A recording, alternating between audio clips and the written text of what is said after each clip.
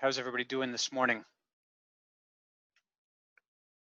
Hopefully we're all good. I'm sure a lot of you would have seen the news. Exciting news for us on the Business Career College front that we have been bought. So we know Training is our new parent company. Business Career College continues to exist. It's in its current form. You see all the same faces on the, thanks so much. Yeah, on the call you'll see here, you see Penny still. I think she's there, and Kelsey from time to time will pop in to say hi. Rose is there too, even if you don't hear her greeting you. Rose is greeting you as you wander in. She's the one who lets you in through the waiting room normally. And yeah, thanks. And what it means for us in the short term, no big changes. In the long term, it's going to still be the same offerings that BCC has, so CFP and exam prep and all that goes along with that. But in addition to that, we know Training, the new parent company, has substantial technology and content development tools. And I expect better student experiences, things like not being able to find resources on Moodle. Moodle's a little bit clunky. And I'm sure some of you have had that experience where it's not always easy to find what you're looking for in Moodle, and it doesn't kind of flow from one element to the next. And I was playing around, in fact, last night and this morning with a course that we know Training just built, and it looks so much better. It's such a better experience, and I can't wait to see our students have the ability to access that. So I'm excited. It's not probably for folks, I hope, here's what I hope. I hope for folks on this call it has zero impact, because I think that probably expecting resources to show up for you by time you write in November is not realistic. And I'm hoping that everybody passes in November and you're gone from Business Career College, at least as it concerns CFP exam prep, before any changes show up. Now, there's going to be some good stuff happening on the continuing education front and so forth. But again, that's far out into the future for all of you. The year that you pass your CFP exam, the year you obtain CFP certification, and the first full year after, there's no requirement for CE credits. So you're a long time out from needing CE credits with respect, at least to your CFP certification. And that's where hopefully by the time you come back for all that stuff, we are far along with all the set of changes that will show up here. So yeah, it's again, nothing that's going to impact anybody materially between now and when you write your exam, and then we'll go from there. All right, good. Assuming you write your exam in November, right? After that, then there's going to be changes, and those should be, like I said, changes that create better student experiences. We have a few folks from the BCC team on. Mom, did you have anything you want to throw in there? No, I just want to check on everybody, how they're doing, say good morning, tell you guys it's a beautiful day, 31 degrees here in Langley, BC. I've already been out to walk my dog. Any feedback on what you've learned over the past few months would be great. Have a good day. I didn't know this was even possible, Michelle. This is a curious thing. I thought you had to be a CFP professional to volunteer in that capacity. But if I'm grateful that it's not true. Yeah, hey, that's good. Okay. Yeah, that's excellent. I'm really happy about that. That's I did not know that that was happening, and that's something it's not exactly that thing. I've never asked for that. I never even thought about it, but I had hoped that, and I've been trying to push FP Canada to do more stuff with the QAFP folks. So that's good. That's a win. I consider that a little victory. And not suggesting that they needed my push, not suggesting that at all. But it's still, I'm happy with that outcome. Not a mock QAFP, that's not at all what it is. Mel, it's the, so for CE credits, you can write the QAFP exam that will be, and it's not going to be the same exam. It'll be a sort of mock-up version, but it's going to be the sort of like the trial version, that's a better word, for the exam that will be written in November. Okay. So now, are they, so Baljeet, if you write, are you writing in, and sorry, Baljeet, not Cranbrook, I apologize, but Creston, are you in Creston? I don't remember, I go through this every time with you, right? So I don't think so, Stuart. I don't think you get a grade or results or anything in Golden. Thank you, Baljeet. I should know that. I've been to Golden. I got it. I know. All right. Plus, you're a Gold Star student. See, that's how maybe I should remember it. She's not old enough to be a golden girl like I am, Jason. Nice. No, but we'll go with Gold Star student. All right. Yeah, so that's it. So it's a one-way feedback flow here, Michelle. And that's what they're going to do. They're going to ask you if there was anything on the exam. Yeah, if it's online, do it. Honestly, it's good. I know it's for CE credits. You don't actually need CE credits, but I still think it's a good experience. I always, in fact, this morning, I actually posted about this on the FPA Canada forums. I think that volunteering with FP Canada is always a good experience. It will make you a better financial planner, a better student, a better learner, all that good stuff. All right. Yeah, so maybe not everybody got the email, Brad. I'm not sure how they would have selected who got the email if they just chose a sampling of folks. I would encourage you to maybe just check your spam, Brad. If you didn't get it, honestly, it's probably not open to you for some reason, and I'm not sure why. Okay, I don't know how they would have selected. I have no clue about that. That makes sense, Stuart. That could very well be it. So maybe if it's been a while since you wrote and passed level 1, then that changes things. Okay. I don't think, just for the record, okay, I don't think it's going to be particularly great prep for the CFP exam. Okay. That's not why I would be writing it. I would be writing it more so now it is good to write exams. I think there's some benefit to writing exams. It just takes the stress off writing exams. But I think the bigger benefit is a longer term benefit, that sort of opening the door to that volunteer activity with FP Canada. So yeah, absolutely. If I could write it, I would. I don't know if it'll make a material difference for the CFP exam. And I would really suggest that as you see opportunities open up with FP Canada, that you take advantage of those opportunities. Okay, that's good. Any other questions there?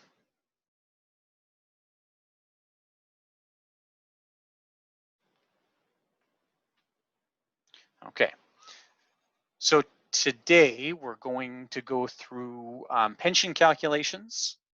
We're going to end up using our financial calculator a fair bit, so I hope you have your financial calculator on hand. I know we've used it a little bit here. I do use the BA2 Plus. I find it's the better calculator, but there's nothing today that you shouldn't be able to do with the HP or the Sharp calculators, or for that matter, the Casio. Wasn't there somebody on this call who's using the Casio?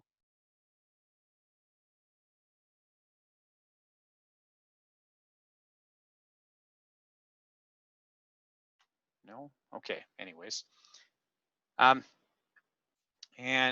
yeah, we'll work through pension calculations. Of course, in the combined class, the one we did back in mid-July, we worked through sort of the pension workings, and I'll talk about that here just momentarily. So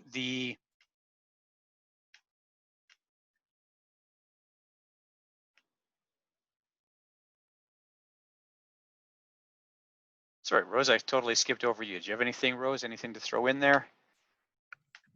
No, I'm good. All right, thanks. Yeah. So the pension calculations, what's going to happen is for both QAFP and CFP exams, for both of those, that's where you can have all the stuff we did before, the sort of workings of the pension. So how do you calculate pension benefits? How do you calculate, or how do you determine what the options are at retirement? To some extent, funding is going to show up here a little bit. Okay, and we're also going to see a little bit of overlap, or how this overlaps with RSPs. So those kinds of rules, and then that would show up in the LIRA and LIF rules as well. Okay, so that's all going to show up on both exams, QFP and CFP. Now, because we have the body of knowledge, and the body of knowledge makes these distinctions between QAFP and CFP and says, look, there's some stuff that's only examinable now on the CFP exam. So the body of knowledge, when it talks about pensions, it really isolates most of the calculation stuff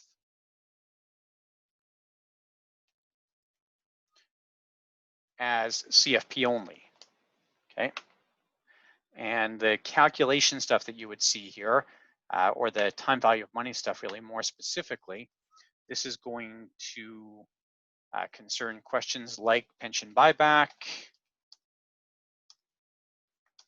commuted value questions,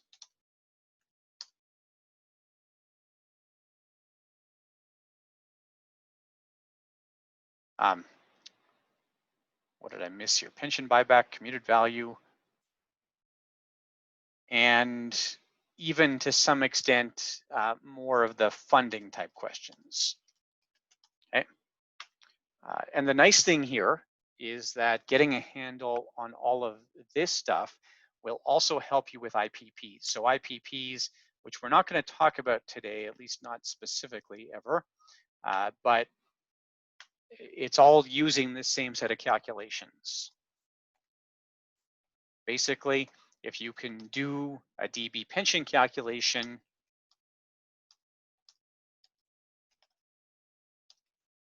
you can do IPP calculations. Okay, they are essentially the same thing. And in fact, really from the perspective of pension legislation, they are the same thing, okay? The DB pension and the IPP are really only different in the Income Tax Act. In pension legislation, they are the same. All right, any questions there?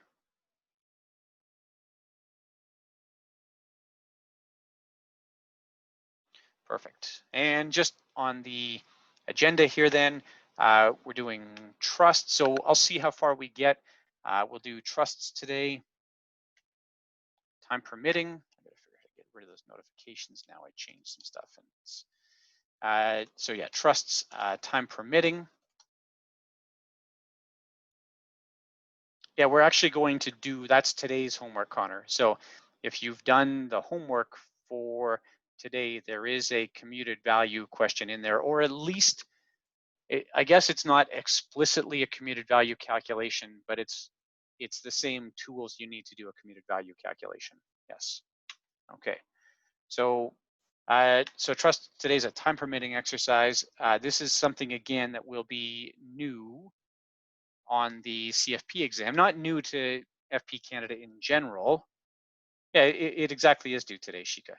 That's the question. So we're going to work through that as a group. That's where I'm hoping people have it prepared and they bring that pension question and we work through it, right?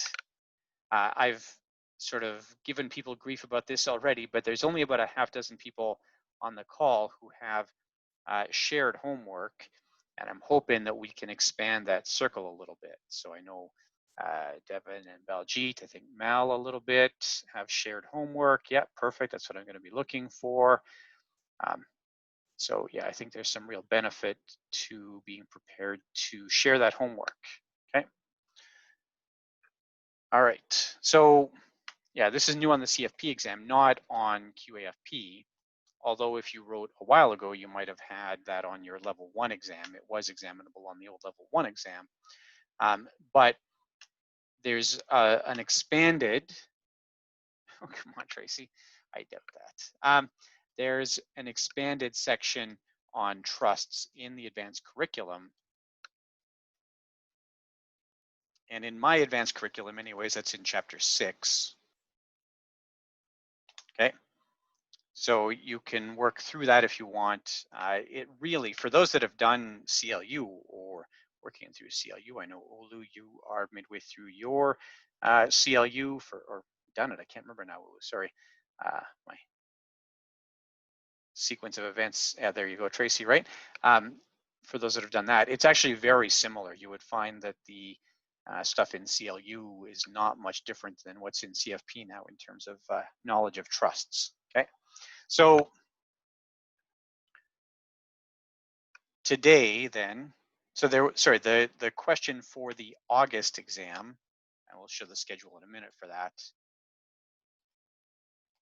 but for the August session is a trust question.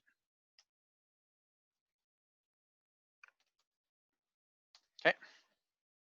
I'm more concerned about getting to the pension stuff today, and then we'll do the trust stuff when we're together again in August.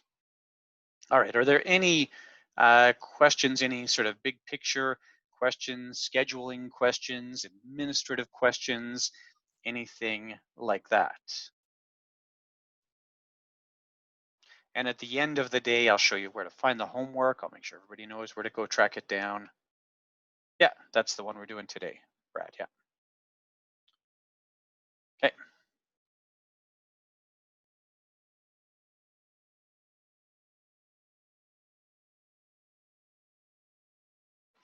All right, that's the one we're expecting to do today, right? I don't think that that's misleading or anything in any way. I think it does say do this for the July 29th class.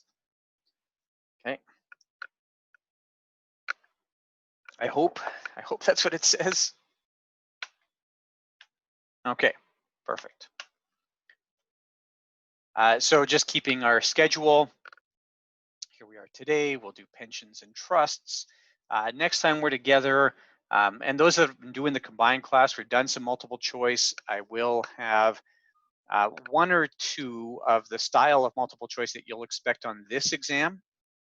Okay, these are a little bit more robust potentially, a little bit more time intensive, and we'll start into IPPs and RCAs. Again, those are two concepts that are only examinable on the CFP exam, and I would not be surprised to see one of those show up. I actually had a real life RCA question roll across my desk on Saturday or Sunday. I can't remember when, but sometime this weekend. So the rest of the class schedule then, the September, October, and that last day in November. All right, and there should be maybe this week, maybe next week, some information come from FP Canada about how the exams are going to work, okay? So there's obviously some changes to how the exams will work, and I'm not sure when that information is going to come out. It shouldn't be long. Yeah, go ahead, Shauna, yeah.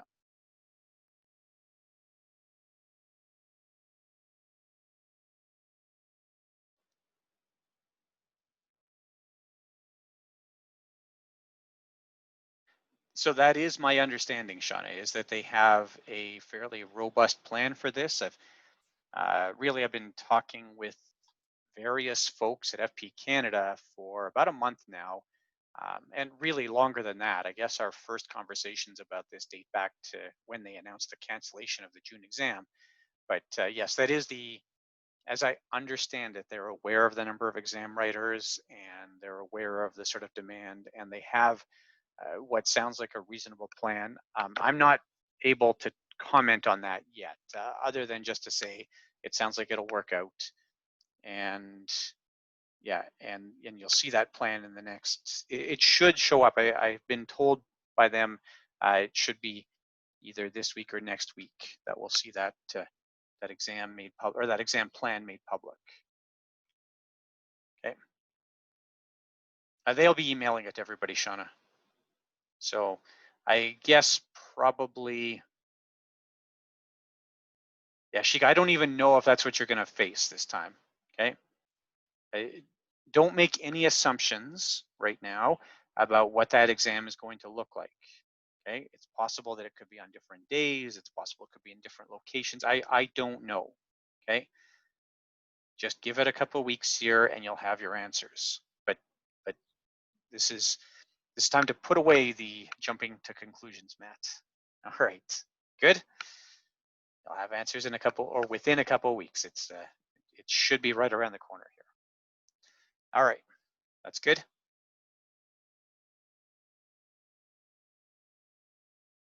Okay.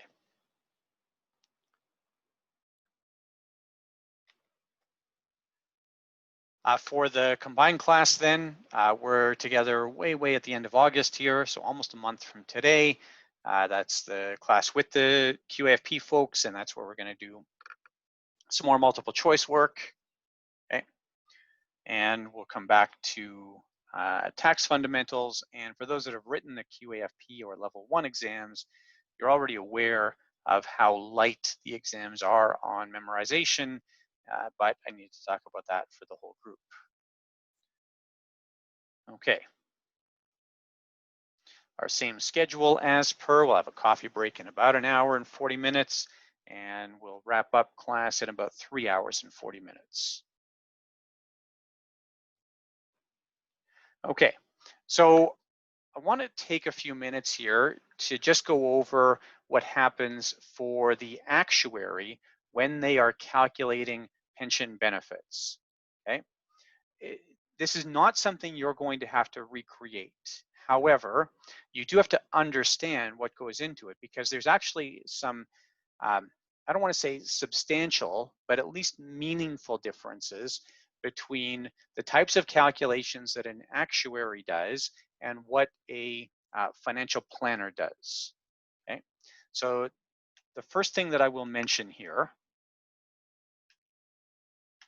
is that actuaries are a regulated profession, and there are these professional bodies then that give us standards for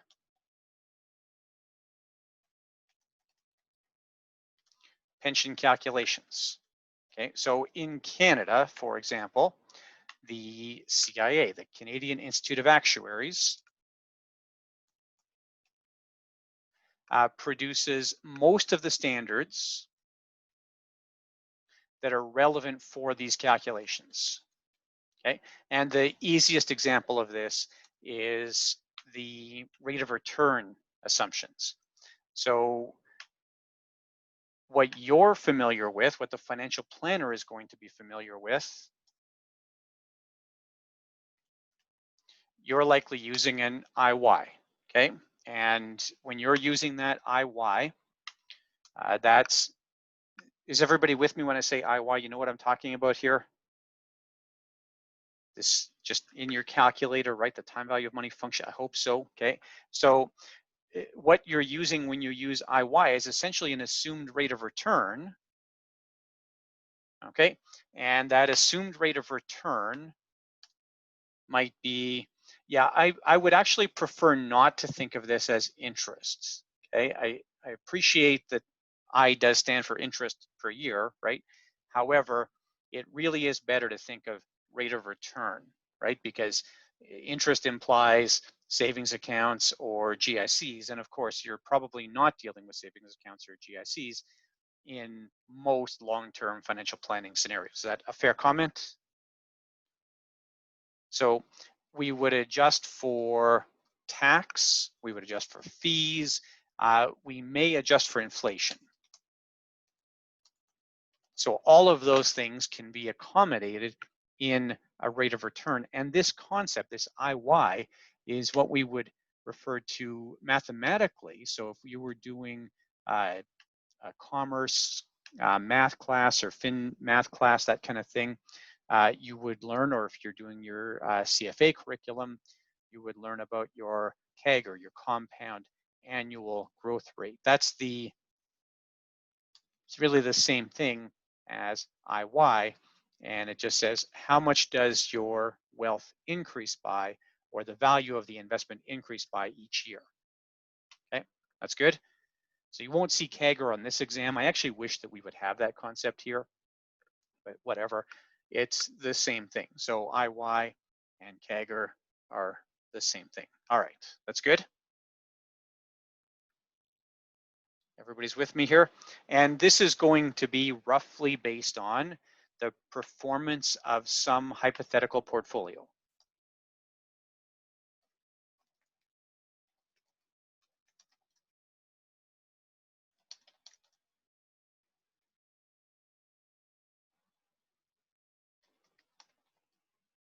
Okay, everybody's with me there? That all makes sense?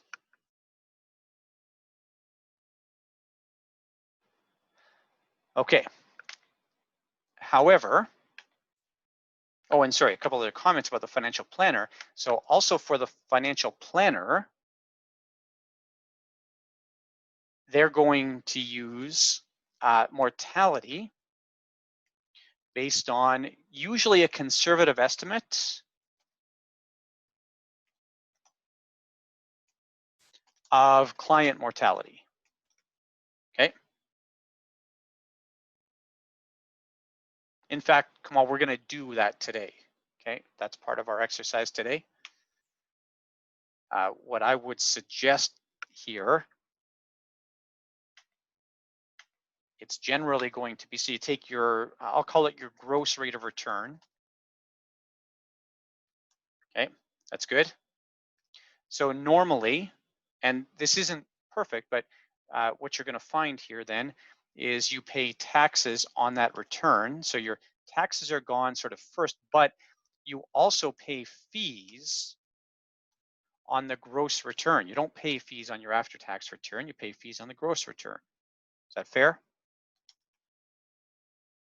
So then you have potentially net of tax and fees, you have then a return, and then you apply inflation. That's roughly how that's going to work. It doesn't always work like that.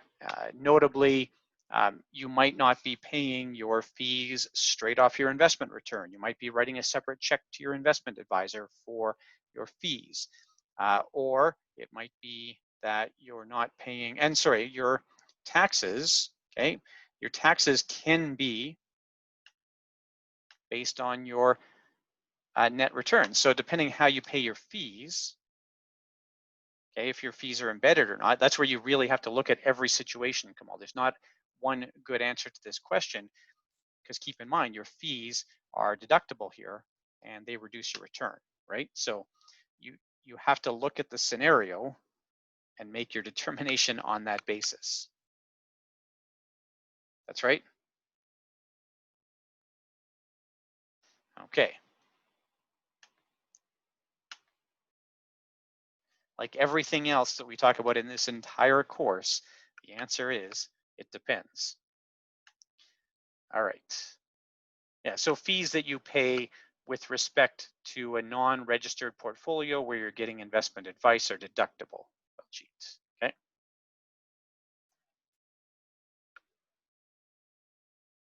Okay. So, well, your MER is inherently deductible, right? Because you don't ever actually see that money. We'll take a little sidetrack here, a sidebar. So if I have, let's say I have two different accounts. So I have, we'll say client A, and client A's got $100,000 invested, okay, and earns a 6% gross return. And just to keep my numbers easy, has a 1% MER. Okay, I don't care if that's low or whatever the case is, right? And client B has $100,000 invested, earns a 6% gross return, has no MER, okay, but pays a $1,000 investment fee or fee for investment advice. Everybody's with me here? Well, both are going to have the same net return and both are going to pay the same amount of tax on their returns. So client A is going to, so a 6% gross return would be $6,000. Okay, a 1% MER will be $1,000. Now, I guess what I should show here, it's really going to be $1,060. So to keep apples to apples, I'll just adjust my fee for investment advice here to $1,060, which I apparently can't do. There we go. Okay, just so we have an apples to apples comparison. Okay. Well, some places are going to allow you to negotiate, Baljeet, and some places are going to say, this is the fee schedule, take it or leave it. Okay. That's good. So this person is going to have a net return of 4,000, easy for me to do, $940, and that's what they're going to pay tax on. Okay, and this person is going to have a net return of $4,940, and that's also what they're going to pay tax on. Okay, that's good. And you can have both, Baljeet. You can have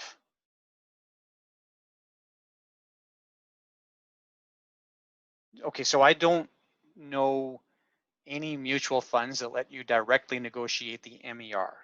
I would not say that's an accurate statement. Okay, but your fees can be negotiated. Now it depends on the firm, right? Connor and Chris, that's fair? Okay. Except that Stuart, client A inherently deducted the fees. Do you see that? That client A is only paying tax on $4,940 of return. So the MER is inherently deductible. Okay. Yeah, that's my point here, Stuart. It's the same outcome. Both of these people made a 6% return. They both paid the same amount of expense. They're both going to pay tax on the same net result. Okay. You could, Baljeet, you could have a fund with an MER and assess a fee for service. And in fact, lots of ETF structures do that, right? So I don't know if there's anybody on the call. Chris, does your office do that? Do you do some ETF? Yeah, it's a fair point. Okay, so I don't know if anybody on the call does, but you'll find lots of advisors out there who do ETF portfolios, and the ETF itself might have an expense ratio of somewhere between 5 and 50 basis points. And then on top of that, the advisor will say, this is my fee for advice. Okay. There you go, Sue, thanks. I knew there'd be somebody on the call. Oh, there you go, Chris. So again, and that's a negotiable concept, Chris, right? Your client could say, Chris, I'll pay you 75 basis points, and you say, no, our fee for your client your size is 1%, right? Totally up to you. Okay. Yeah, I don't like to make that distinction, Richard, because fund companies aren't consistent in F class and A class. I know that a lot are, but I also find some inconsistencies, and that's the same with your comment, Kevin, right? That F and A thing doesn't always work right. Okay. Only the advisory fee with respect to investment advice is deductible, Shauna.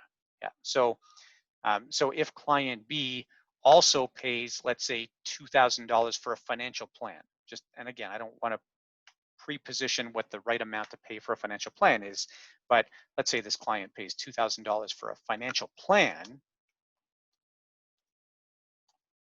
on a fee basis, okay, that is not deductible.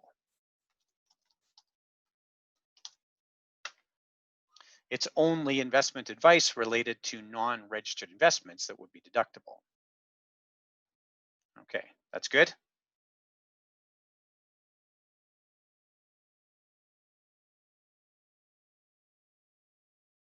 All right, and I don't want to dismiss the A series and F series comment, Kevin. I agree that in probably your set of sort of known fund families, that's probably fairly consistent. Okay. Oh my goodness, this is such a nightmare question, Kevin. Yes, it's true. You're only allowed to deduct your fees for non-registered investments. Okay. You can, Kevin, you can actually pay your investment fees for registered portfolios separately. That's okay. That rule got clarified. It seems like so long ago now, but I want to say that was clarified in February. Okay. And yeah, where that shows up, you don't see it so much with RSP accounts, but you see it with IPP accounts, right? It's very common with IPP accounts that the client pays their fees separately. And yeah, it's now okay to do that. You're right, for a while there was some controversy about that or some question about that, but today it is permitted to pay your investment fees separately from your non-reg portfolio, and it's not considered to be a contribution to the plan. Okay, that's good. But when you pay them separately, they are generally not deductible. Now, the IPP is exceptional there because it's the corporation paying that cost. That's a cost of doing business, which is then deductible. All right. Any other questions? That was quite the rabbit hole, wasn't it? That's okay. I don't mind that rabbit hole. All right. Oh my goodness, Pamela, at least 8 different places. All right. I mean, the simplest thing, the deductibility of investment advice, this is very clear in the Income Tax Act. Okay. So this chunk right here, this $1,060, this is absolutely bulletproof clear in the Income Tax Act. And it is, just bear with me for a second here. I can find it real quick here.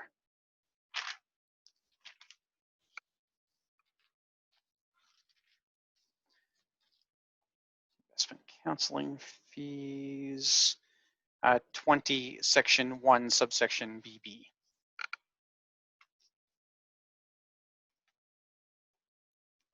Okay.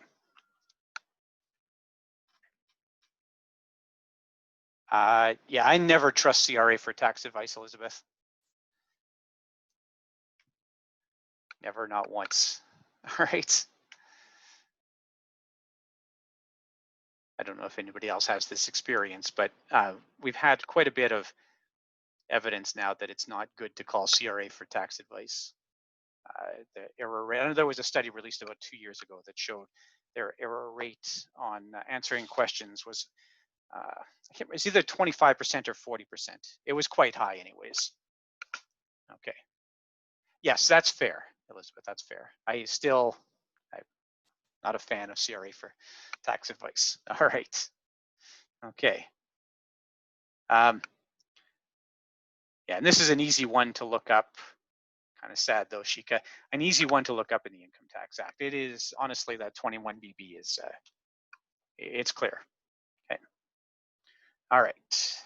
That's good.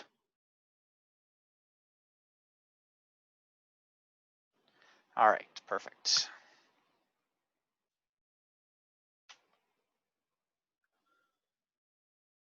And to be fair, it sounds like I'm bad-mouthing CRA. We shouldn't be calling CRA for tax advice. It is ridiculous that this has become something that people think is okay to do, okay? CRA is not there to provide tax advice. They're there to collect income tax. That's it, Chris. They're the administrator of the Income Tax Act, okay? Well, if you get your tax advice from the right people, Shauna, you can avoid that, right? Okay. All right. Let's get rid of all that. Okay, so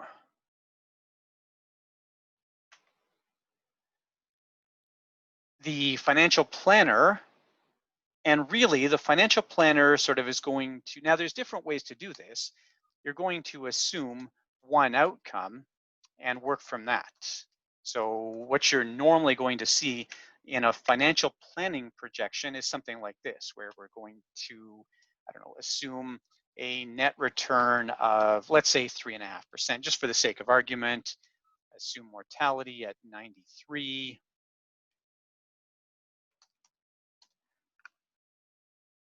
Okay. You're going to assume a starting age of 65. Okay, so you're building all that in. Now you might do some sensitivity analysis here, where you might do different versions of this. Maybe you do 5 or 6 different sets of calculations as a sort of sensitivity analysis.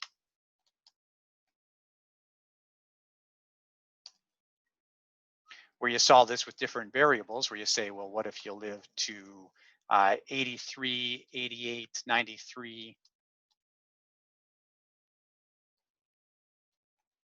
and 98, okay? Is that fair?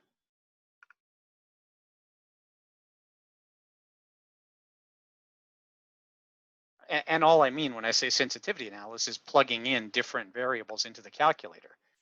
You could use Excel to do this and get probably a really good sensitivity analysis if you ask a bunch of different what if questions.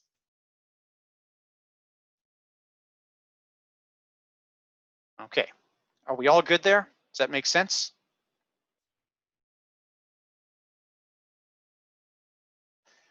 Okay, so then the actuary is going to do this differently. And this is where you're going to get a different set of numbers, a different set of inputs.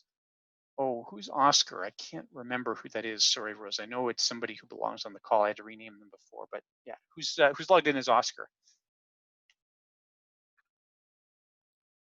Oh, thanks. Okay. All right. Okay, so does that all make sense? Now, when the actuary does the same calculations, every input here is going to be just a little bit different. First off, the actuary builds the sensitivity analysis right into their calculation. So instead of solving for time value of money type of calculation, so they're not using IY and present value and so forth.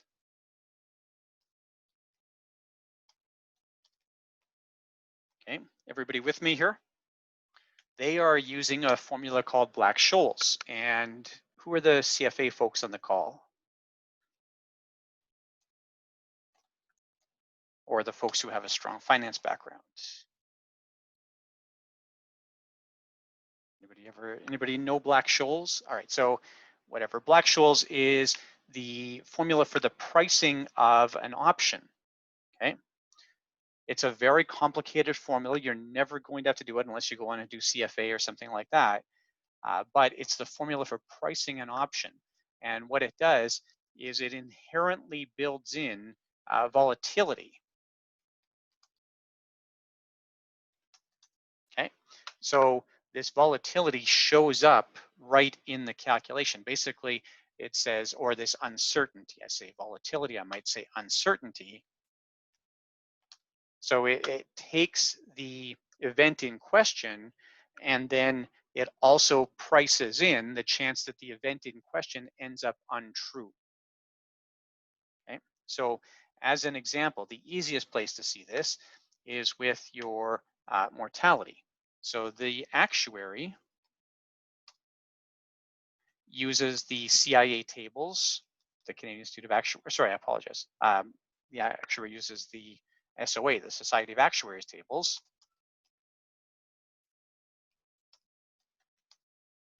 As their assumption for mortality. So this is different. They're not going to use a conservative assumption.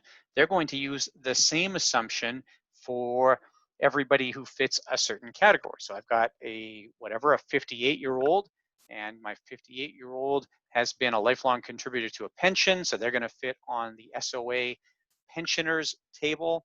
And the SOA pensioners table would say that 58-year-old is likely to die, their mortality is going to happen at age 89. Okay, so they project mortality, unlike you, based on the 50-50 number. Okay, basically the age at which half of this group will be dead.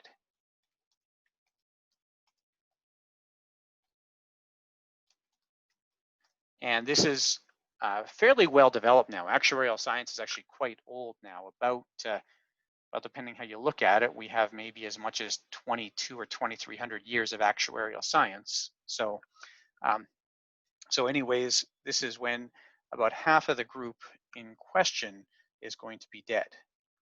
All right, modern actuarial science dates back about 300 years though. So,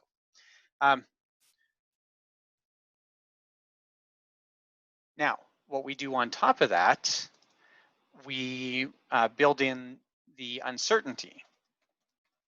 So we say some will be dead before that age, some will live past that age, and that gets priced right into the present value calculation or whatever the actuary is trying to calculate. Okay, so they're using typically a shorter sort of default time horizon than what the financial planner is using.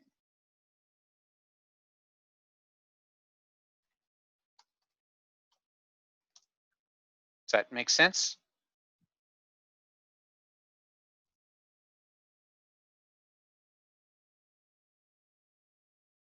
Is everybody with me there?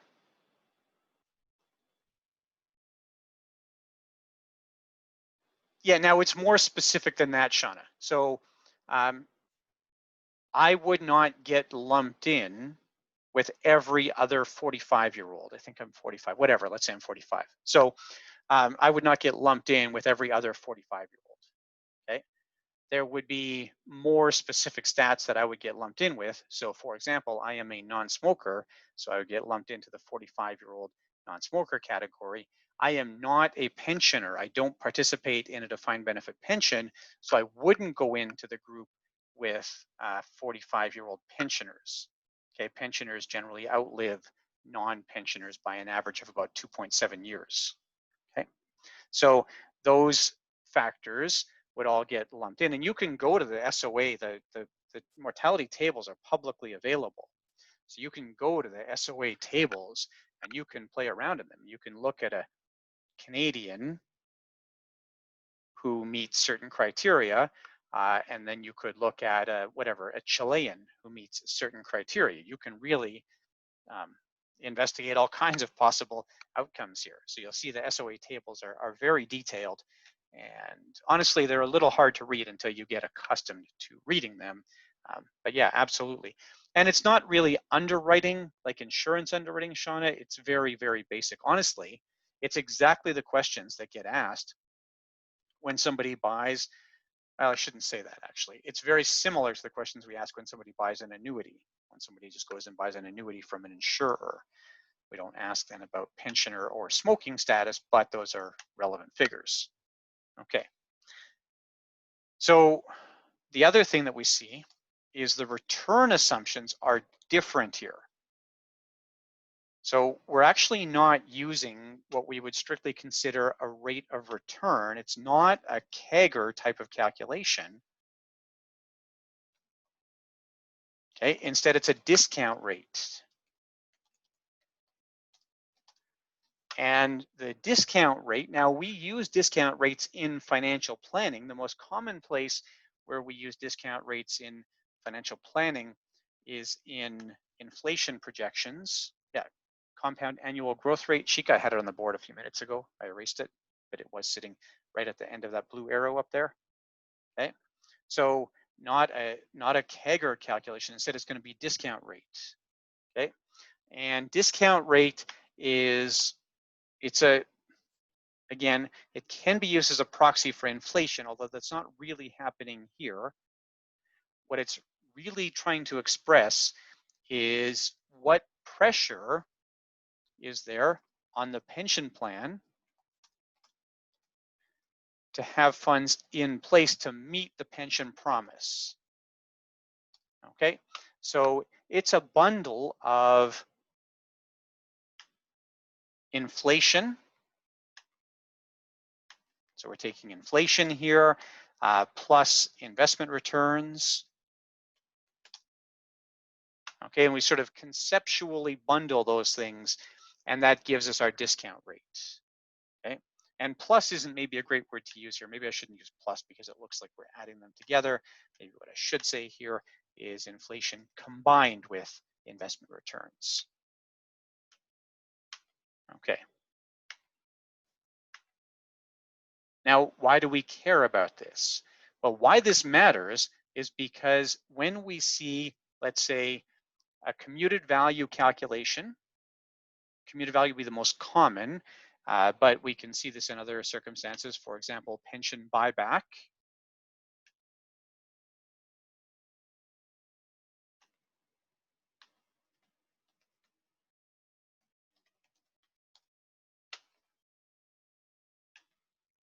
Okay, so this becomes relevant for commuted value, pension buyback,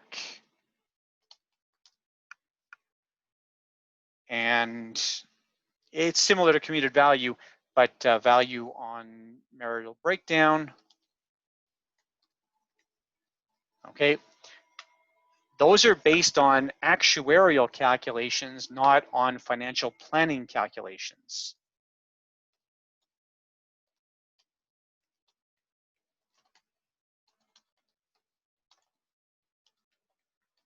Okay, does that make sense? Is everybody with me there?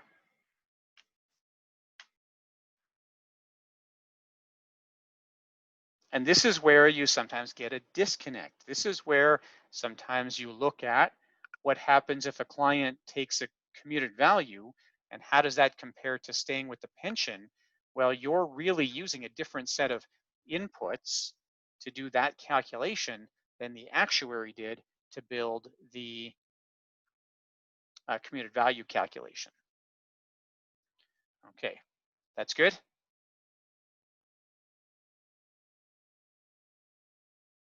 All right.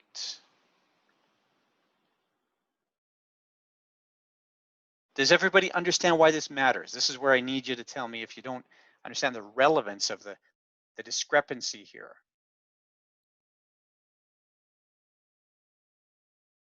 A big one that shows up in real life quite a bit, is that it is very common actually on a pension buyback calculation that the client is getting a disproportionate value compared to what they are contributing. So it's very normal to get a buyback where the outcome is disproportionate to the contribution.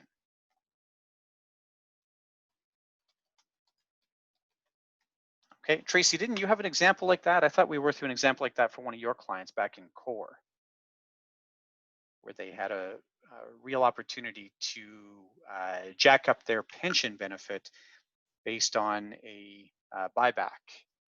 Am I misremembering? Was that not you? Okay, that's what I thought. All right. And that was true, wasn't it, Tracy? Wasn't it the case that your client was getting a real outsized return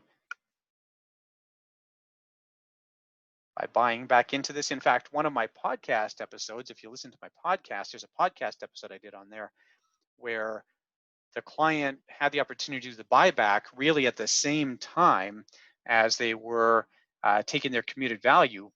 And the buyback was going to increase the commuted value by about 150% of the buyback amount.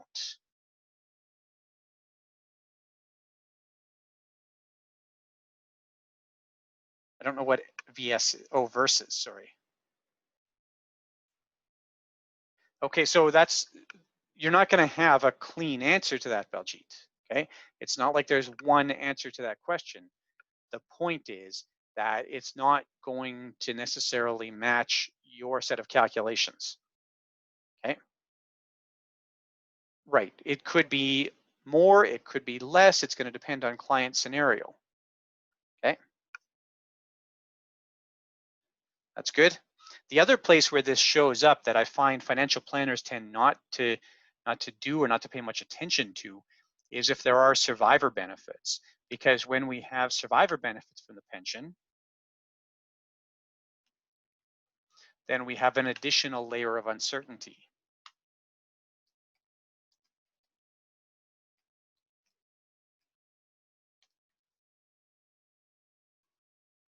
So if my 58-year-old pensioner is married to a 52-year-old, then not only do I have to figure out when my 58-year-old is going to die, I also have to figure out when the 52-year-old is going to die. Okay.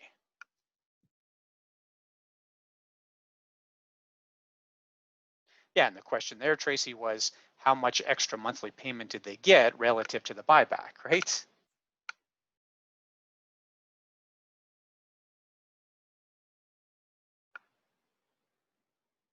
Okay. Are we all good there?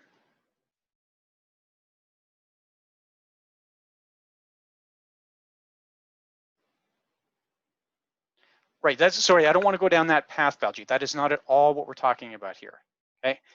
We can talk about commuted value, and we did that. I don't know if you remember, Baljeet, we said that was something we're going to cover in the combined class, okay? That's really more of a QAFP type of question. I really am concerned here very explicitly about the math and the different mathematical outcomes. Yes, sir, Michelle, I think we addressed that question, right? Do you remember Shauna asked that question about general stats, and I said it would be different for a smoker versus non-smoker, for a pensioner versus non-pensioner? Did you get that, Michelle? Okay.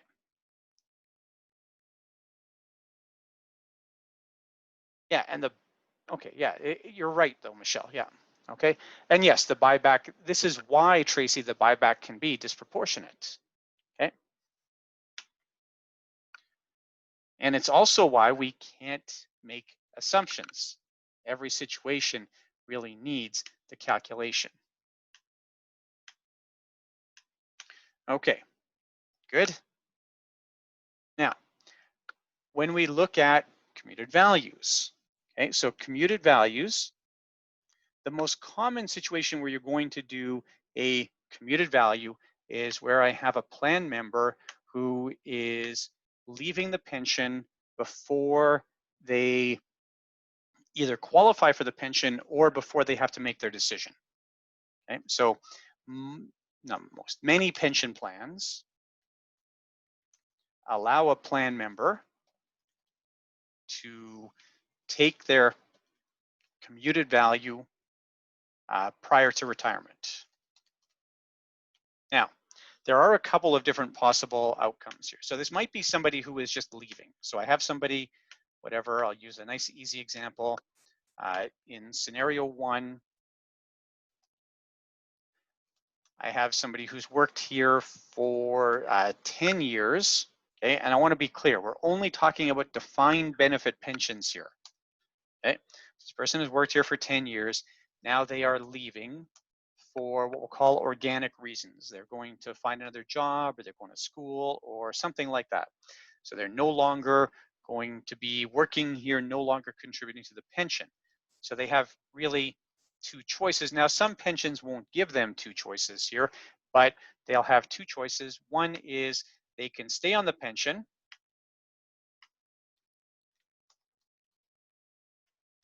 and they'll probably start a pension at normal retirement age. And that pension is probably going to be 10 years times whatever the percentages are, 1.5 to 2%, whatever it is, times their income, and that's generally going to be an indexed figure, okay? So that would be a fairly small pension, right? Only 10 years, could still be whatever, $10,000 or $12,000 a year, but it's not going to be a $30,000 or $40,000 annual pension unless this person was a really high earner in that 10 years. Is everybody with me there? So that's one thing they could do, or they could leave the pension. They could take their commuted value, move it to Lira, and really invest like an RRSP. Okay, and then we're going to get unlocking at some point. That varies by province. That all makes sense. and then they can lift at some point. Yeah, so whatever the formula is, Connor, that's correct. It could be both of those things. It's going, if you've only been there for 10 years, there's probably not much difference between any formula anyways, right? You're probably not going to find big differences between your best 5 years and your last 5 years if you've only got 10 years of service, right? Those types of formulas tend to benefit people who are sort of 25, 30 plus year employees. So we're going to unlock at some point, potentially, and then you're going to move to a LIF and potentially RIF if unlocked, if you're able to unlock some of your pension. That's really it. So this becomes this question of, can I do more with the commuted value than I could if I stayed in the pension?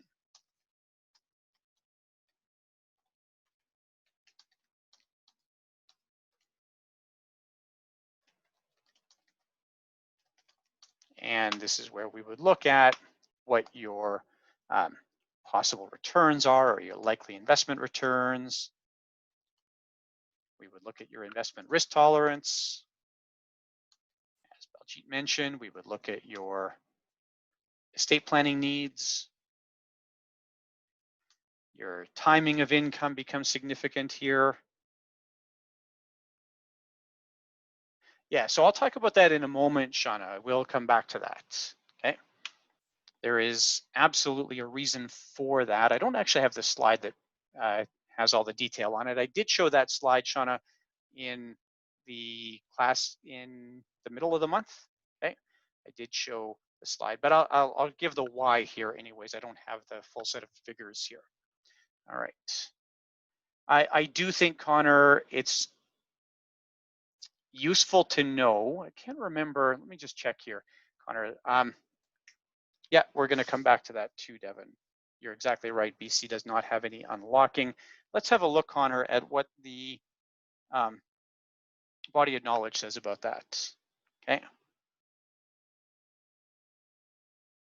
That's exactly a question that we want to ask the body of knowledge for, because there are some places where the body of knowledge expects you now to know provincial differences. Okay. Manitoba as well is an unlocking jurisdiction, Baljeet, and so is PEI, and then federal pensions also are unlocked. Yeah, and Saskatchewan actually allows 100% unlocking. There you go, Kamal, right? Okay, that's good. Now, that being said, you might even, probably at 10 years you don't, but if you're only 3 or 4 years, you might even qualify for small amounts unlocking. Every province has some version of small amounts unlocking. Okay, so that's sort of scenario one. This person worked here for 10 years, now they're leaving. Now, in my second scenario, this is the one that I would suggest is the harder decision. I think usually, oh, and sorry, I should talk about stability of the employer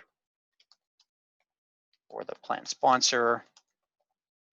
Okay, there's a bunch of factors. There can be some tax considerations. You definitely have to know the federal rules, Sunil. And if you have to know the province, you don't just have to know your province, you have to know them all. That's where we're going to come back to the body of knowledge. We'll have a look at that in a few minutes. I just can't skip off of a slide in mid typing here, okay? So I have it on my little to-do list here. Okay, so if we're going to take that, my second scenario here, now I have somebody who's worked here for 27 years or whatever. We'll just do 27 years. And this person must make a commuted value decision before age. It's usually going to be 55 or 60. This varies by pension. Okay, not all pensions force you to do this, but this is a very normal thing where this person is told you have now 6 months, and if you make your decision in the next 6 months, great. If not, then you're just going to work here and get the pension. Okay. That's good. Now, what might happen with this, they may have to retire to take the commuted value.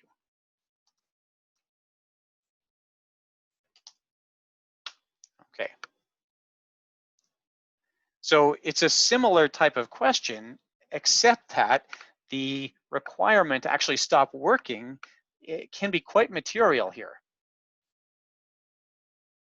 You got a 60-year-old who retires, they're potentially really putting a lot of pressure on themselves for that pension to generate enough return, or the commuted value of that pension to generate enough return. It's a very similar type of question, though. I just want to point out that it really is two, I would suggest, significantly different scenarios.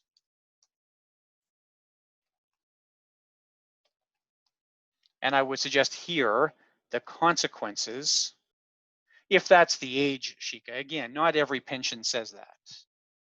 Okay.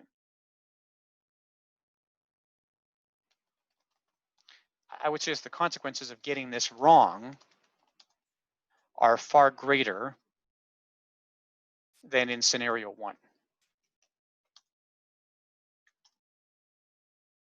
Okay, and I'm sure some of you have clients who took their commuted value, invested it in 2007 and that got wiped out in 2008, or took their commuted value in 2019 and got wiped out in the first chunk of 2020, or that kind of thing, right? I'm sure that some of us have seen those scenarios where we kind of assumed that we were going to get nothing but positive returns.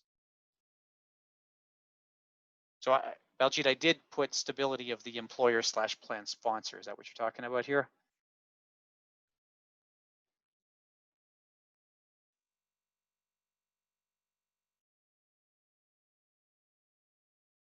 I'm not sure what you mean then. Who's the investment manager?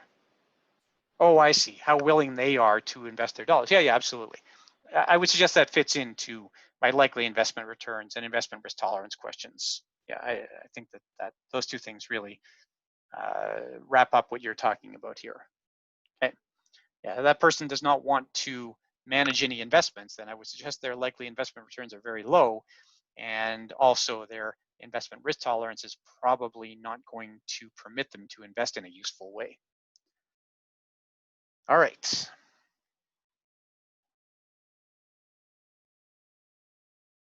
Are we good with that? Okay, I know I still have to address the Shauna's question here concerning the tax treatment of this. We'll come back to that momentarily, but let's just skip over to the body of knowledge for a moment here. So that's an actuarial function. Solvency ratios, not insolvency ratios, hopefully, Baljeet, but solvency ratios are an actuarial function. Okay, much the same way. It's really, honestly, Baljeet, a very similar discussion to how insurers arrive at their capital adequacy tests. Okay, what are the promises? What are the values? And then we compare the two, but it's not something, not at all something that you're ever going to calculate. All you have to worry about is sort of recognizing what it means when we see an insolvency ratio, sorry, now you've got me doing it, a solvency ratio below a certain threshold, okay, which is usually about 97 or 98%. That's usually where we should be concerned, is anything south of about 97 or 98% is at least something to be concerned with, although you'd want to look at history. Okay. Any other questions here?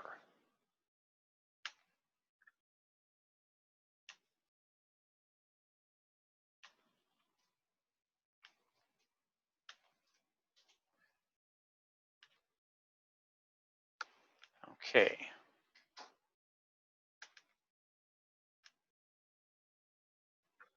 So now we should be looking at web browser. Are we on Chrome? Oh, you're on private chat, Fatima. Do you mind just copying that question and reposting it to public chat? And we're going to answer that, actually. That's part of Shauna's answer, too. Okay. All right. So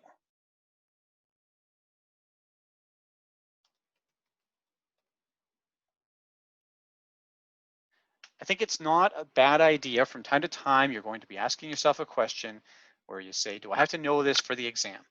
And it's useful to be able to navigate the body of knowledge a little bit. So we're going to go to registered retirement plans. And we're going to go to pensions. And you can see what I was commenting on here. You see this breakdown shows QAFP, CFP, or CFP only. And the specific concept where I started us off today, buyback and commutation, is a CFP only concept. Okay. Now that's not my locking in rules. I want to look at, or the unlocking rules. So I'm going to check if it's in locked in retirement savings vehicles. That's my most likely place to find it. I honestly don't remember where it is. So we're going to look at, let's try it here.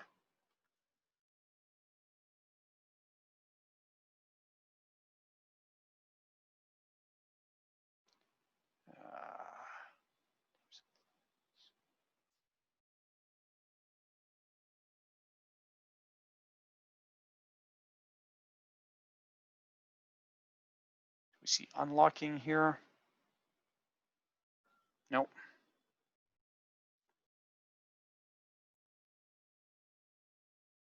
No. Once you've made that decision, Sunil, you're stuck with it. So that's the Sears pensioner problem, right? The Sears pensioners who took their pensions, they can't go back afterwards and say, oh, I meant to take my commuted value.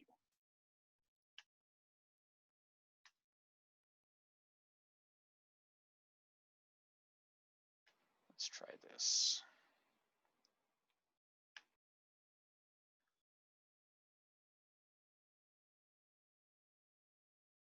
I'll come back to that. That's a good suggestion, Chris.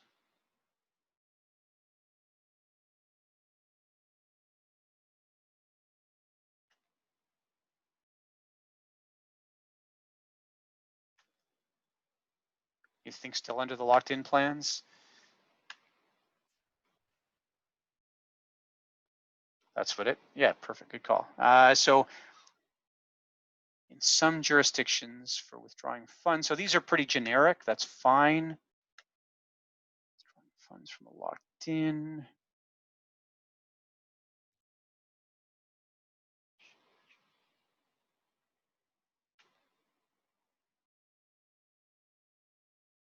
Yeah, I think like this doesn't give a specific provincial breakdown here. Identify opportunities in some jurisdictions. Yeah, I think if you just know the federal rules, you're probably okay, and then know there's some provincial variation. Yeah, okay. That's in contrast to some of the matrimonial family or matrimonial breakdown rules, which you do have to know, not necessarily the specific variations, but you have to be aware more of the variations from province to province. So yeah, good. That takes the pressure off a little bit. That's good. All right.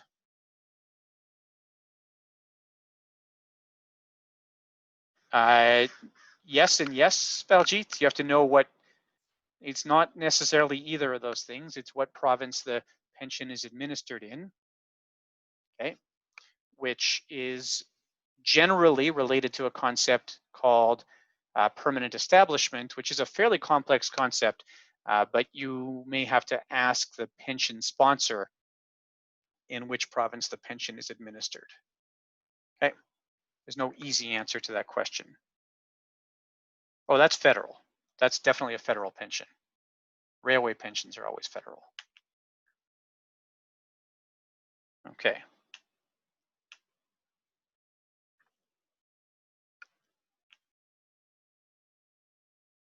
Okay, so the other question that came up that there's 2 or 3 related concepts here is the idea of tax on the commuted value. So if you're taking your commuted value, how is it taxed? All right, now I'm going to be very approximate here because I don't remember exactly the numbers off the top of my head, but that's okay. So let's say that I have a pension member,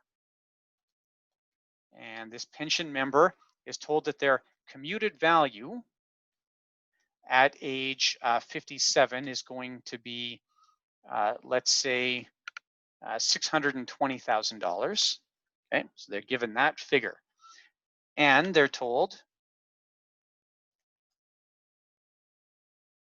right, I think that's the question we just answered by Shelley, right?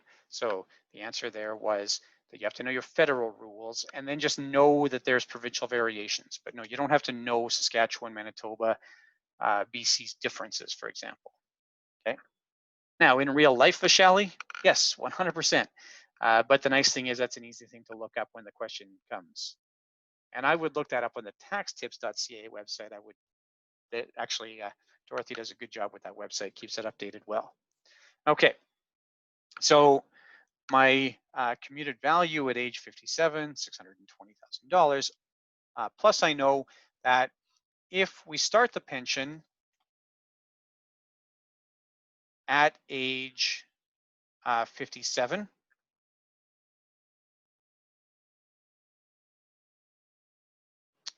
so those are two different sets of rules, Devin, right?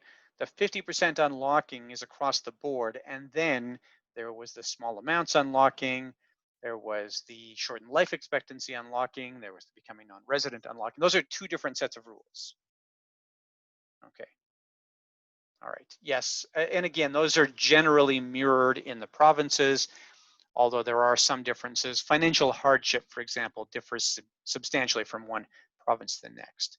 Okay, so commuted value at age 57 is going to be $620,000, and that's going to, just give me 1 second here. I want to give at least a reasonably accurate number here.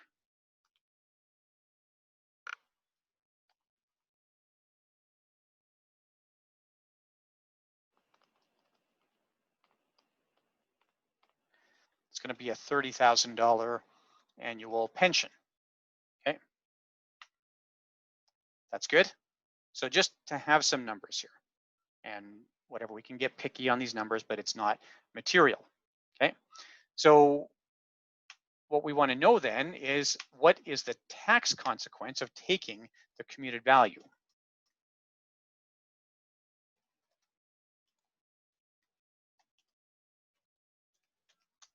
Okay, and by the way, later this year, it looks like December now. This rule is supposed to change on Tuesday, actually, but later this year, we're going to have change to our pension rules that's going to cause this $620,000 to become a slightly less generous calculation in most cases. And that goes back to what I'd said earlier, that we have the Canadian Institute of Actuaries and then the pension regulators setting the rules by which the actuaries calculate these values. All right, so we're going to have a concept here called the maximum tax deferred transfer value.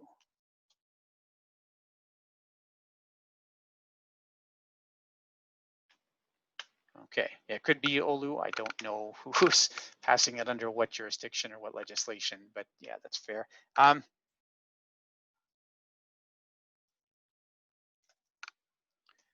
you the number here.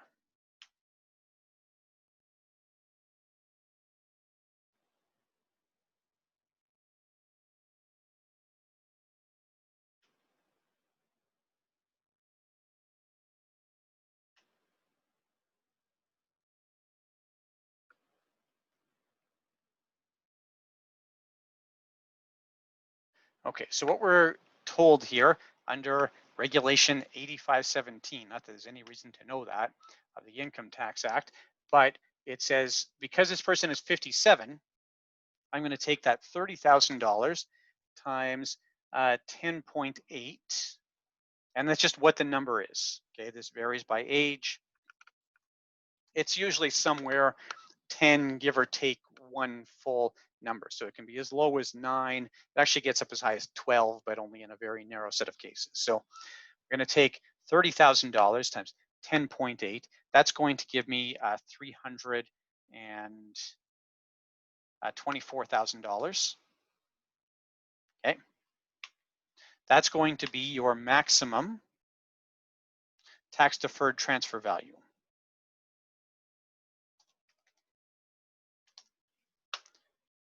Now that's quite low, and the reason for that is I maybe should have discounted the pension a little bit, but whatever, it's all good. Just to see how this works, all we really care about. So at 300, do I have that math right? My math checks out. So now, if this person takes the commuted value, they're going to have $324,000 that just transfers to a lira. Okay, just a straight rollover. Essentially, that's the same as an RRSP, and then they can lift it one day. Okay, in fact, they could lift it tomorrow, right? In all provinces, you can lift at age 55 or later. In some cases, you can lift as early as age 50. So if they take their commuted value, there's $324,000. So that still leaves almost $300,000. That leaves $296,000 that can't go to the lira. Everybody's with me there?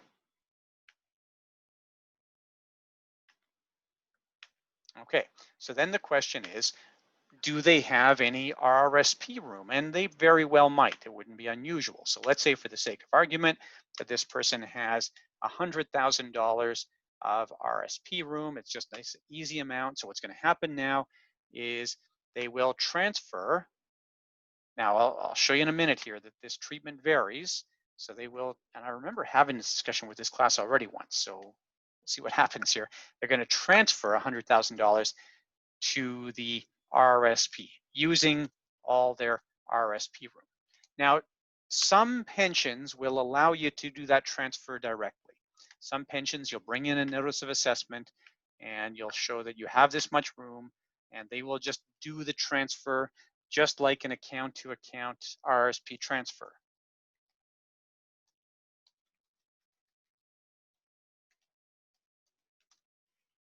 Okay, is everybody with me there? Yeah, perfect, Shika. All right, so on the, I thought we did, I really thought we did. All right, so then, but the question came up in 3 different ways, Shika, so I thought we're gonna answer it here. And then some pensions will say, fine, you take the money, okay? And then you pay the tax on it and you make the RSP contribution. Okay. Now I will mention here, and this question came up and I wasn't sure of the answer, but I did look it up. It's pulled from 8517, Richard. It's just what the number is. Okay. I did show that slide, Richard, last class. So the July 15th class, I have the slide that shows all those numbers, but you're not going to memorize those. That's a ridiculous thing to memorize. Okay. There's no tax to withhold here, Connor, right? So if you do the transfer, there's no tax to withhold because you're just using your RSP room, right? You're just transferring right into the RSP. Okay. So there is no mandatory withholding tax here. Okay, but some pensions will do the 10, 20, 30% withholding tax that you're used to with registered accounts.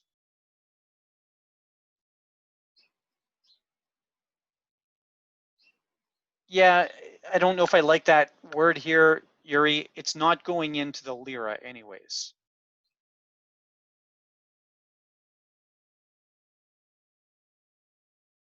I just said no mandatory withholding tax, Shika. Do you see that? So the pension might apply a withholding tax, okay? That is going to be taxable. So what you end up with here is $296,000 of income. That's right, Baljeet, and a $100,000 deduction, okay?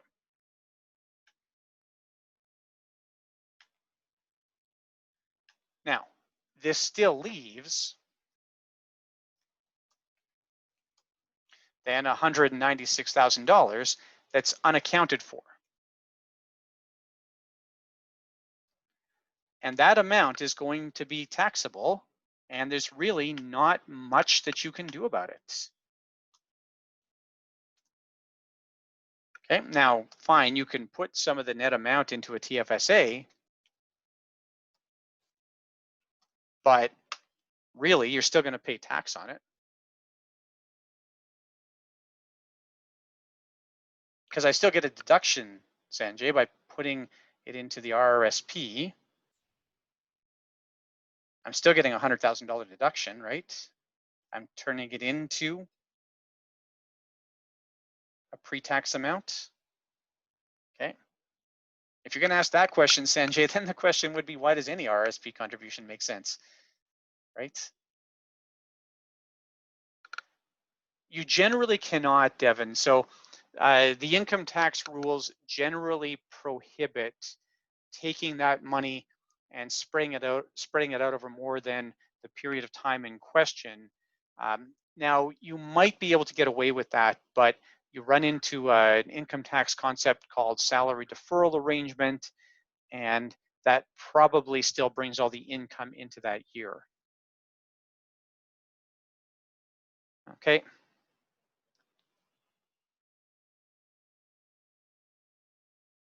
You might be able to, but that's one where you're going to have to deal with your tax professional.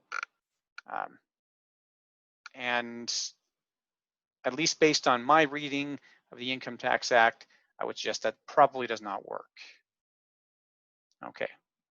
So is everybody with me there on commuted value? Does this make sense? At least we understand where the different values come from. All right.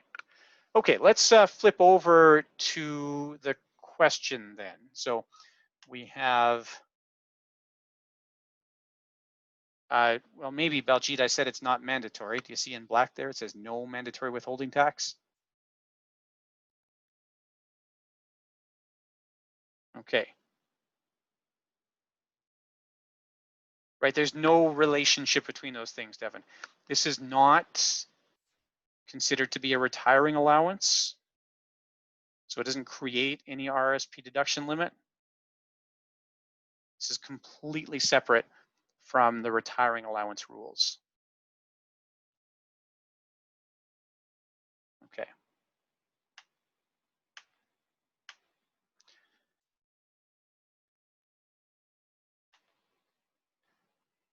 Okay, so do I have a volunteer? This will be the, I'll bring up the problem for a second here. We'll have a look at it together. And then I'm going to ask for a volunteer for question 1 on the David question. Good stuff, Shika. Just hang on to that thought for a second. Appreciate it, though. That's helpful.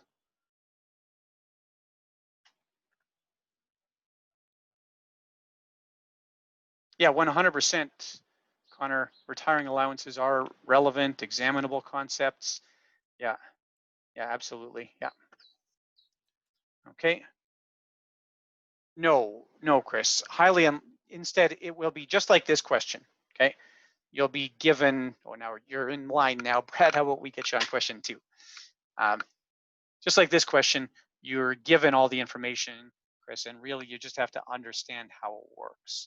But no, the calculation, unless you're given, you'd need to be given so much information to be able to do that calculation. You're not memorizing that chart on 8517. It just does not make sense to do so.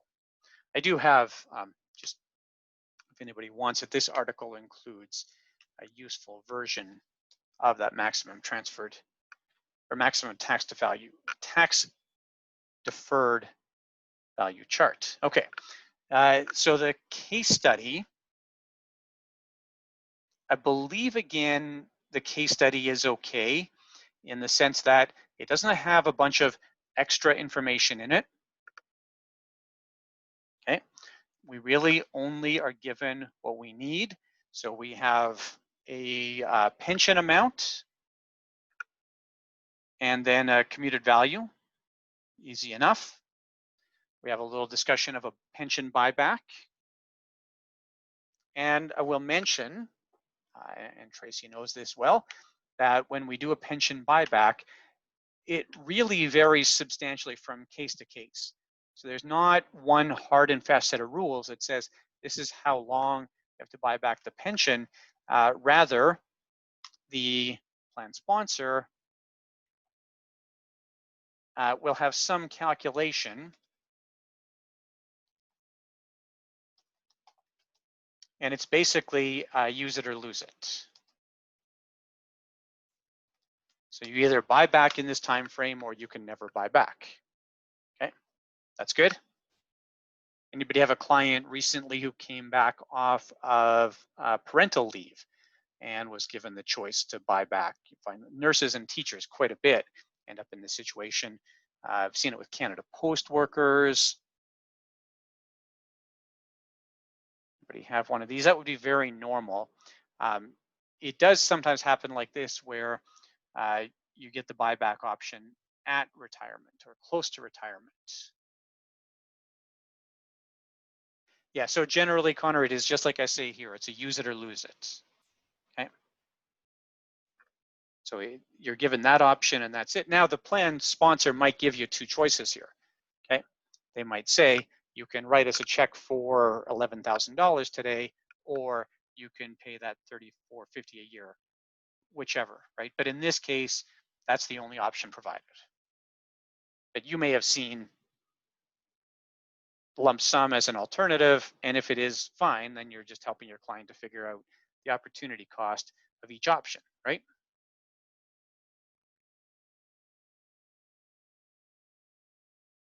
Yes, don't assume anything that's not provided here, okay? All right. Yeah, there you go, Shika, right? Very common type of thing for those types of pensions. Okay, so you're given here the maximum tax deferred transfer value. You don't have to calculate it. You're told what the deduction limit is. Oh, this is actually very common, Michelle. Yeah, this is a real thing that happens where people, so essentially what would be happening here, Michelle, is he would be using some of his pension benefit to buy back for that time. Okay, that's good.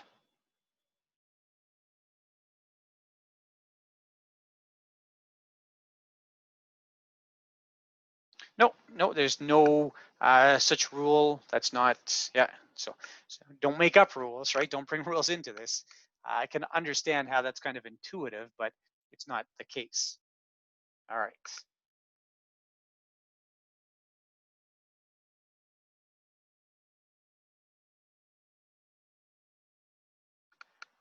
Okay, so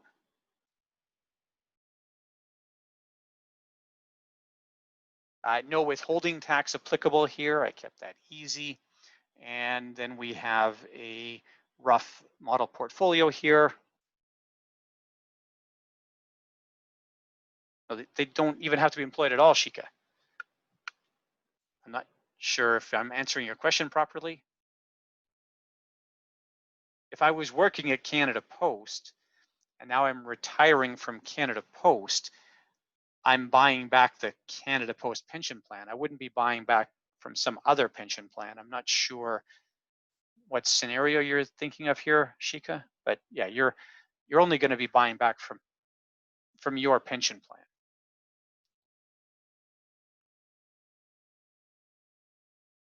Okay, a little asset allocation, so that's good.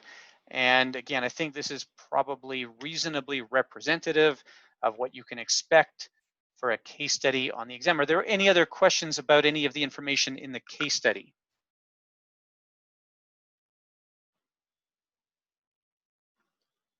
Is there anything in the case study that threw people off?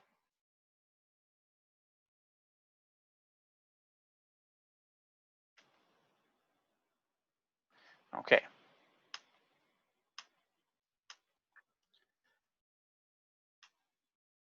All right, Shika, do you mind just cracking open your answer number 1?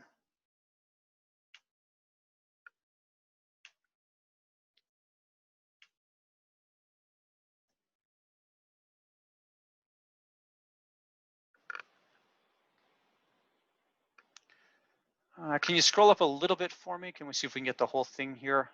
No, other way, sorry. Like to get the question instructions in there. And just remember, hold your cursor in the gray space between the two pages and oh, you're on a Mac. I don't know how this works on a Mac. There's a way to take that page spacing out, but maybe you can't do it. It's fine, then just scroll down. I don't want to fight this.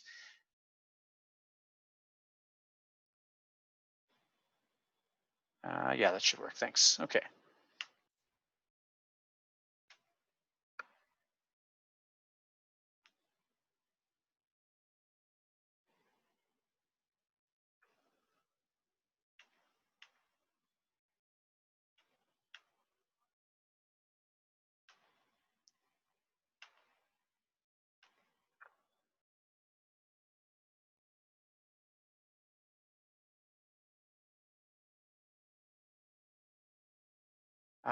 Does the model portfolio have, let me just have a quick look there, Brad.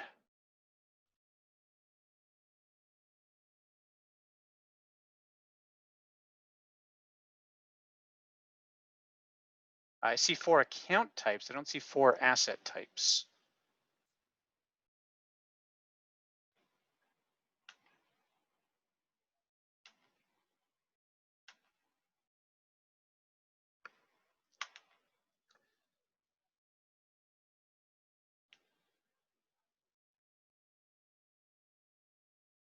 Yeah, okay, but where does it say 4 asset types?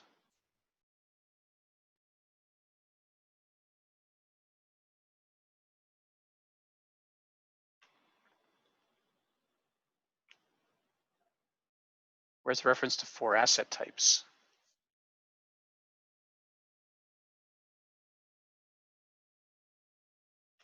Okay, when I look at the next, well, let's get to the next question. We'll do that on the next question.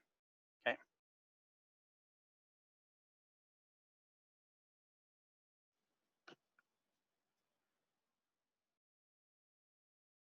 Yeah, I don't see a reference, sorry, as I'm looking at this quickly, I don't see 4.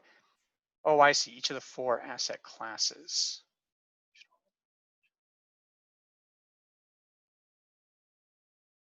Yeah, I don't think, I guess I could change that to 5. I don't think it's material to the question, but maybe it's just confusing. All right. Okay, so are we looking at Shika's answer here?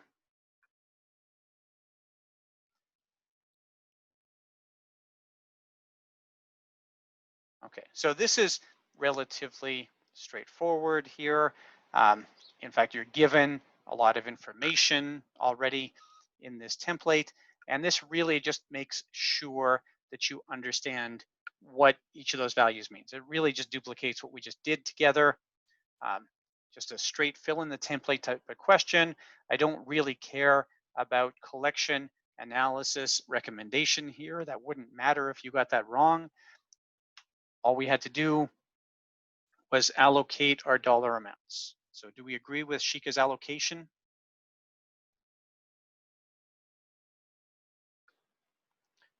The lira total. Oh, look at that. What a crazy mistake to make. Why'd you do that, Shika? Why 110,000 there?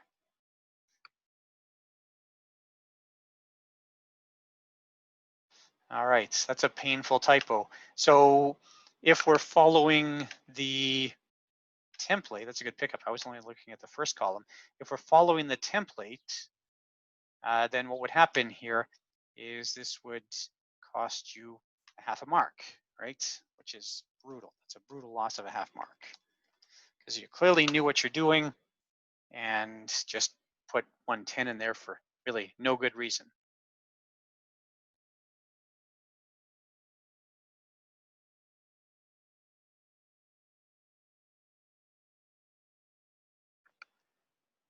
Okay. So Ed, if you're going to go that route, then you would have to apply that to the TFSA as well, right? And hang on a second here. I thought I did something to eliminate taxes from that calculation.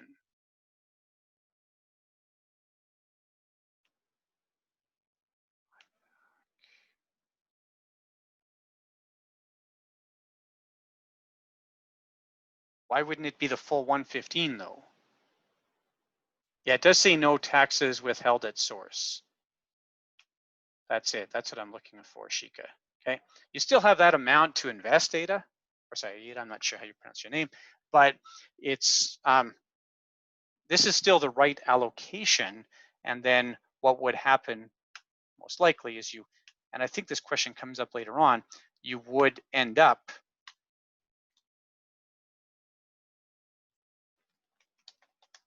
pay tax from here, but the initial allocation would be just this.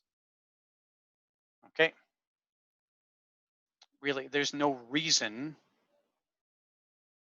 to apply taxes here. And why a 50% tax rate? Yeah, I have the same question, Kevin. Well, especially because you don't have any information to apply tax data, right? If there was some indication, if the question said there's going to be a mandatory 30% withholding tax or whatever, then yeah, you would apply those taxes. But to just decide that it's going to be 50% that's a completely arbitrary tax rate, isn't it? Okay. That's not true at all, Ada. It's only the tax rate if you make more than whatever it is, $230,000. Right? I can't remember exactly where the cutoff is in Ontario. Somebody who lives there will know. Yeah, it's still not going to put them at a 50% tax rate or only on the very, very top dollars of income. Okay. All right. Okay, so yeah, if we were concerned about taxes, what we would show here, just based on these amounts, you're going to have $110,000 that's taxable, plus you're going to have 45,000 that's taxable, plus 70,000 that's taxable. All those amounts would be taxable. That's right. So that full amount, everything over the 615 is going to be taxable. That's $225,000 that's taxable. And then you would have a $110,000 deduction for your RSP contribution. So you would have $115,000 added to income. Yeah, it's a good assumption, Kevin. Yeah. Okay. And then whatever salary and other taxable events happen that year would get tacked into this, but that's all you know here. And there's no reason to bother with that in this question. That ties into your comment, Kevin.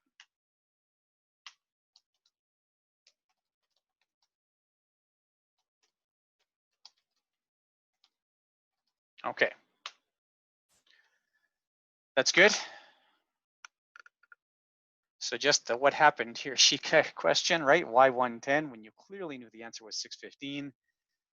Yeah, that's all it is. And honestly, for a question like this, Baljit, this would be very normal. Small number of marks for this. You're not going to get tons of marks for a question like this. It's really just establishing that you know this one thing, which is what do all of those transfer amounts mean? Okay. That's good. There'd be no reason to give a bunch of marks for this. It wouldn't make any sense.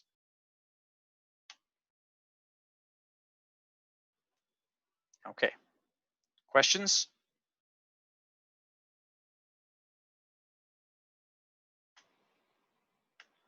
All right. Thanks, Shika. Let's give Shika a round of applause for being the first one out the gate today.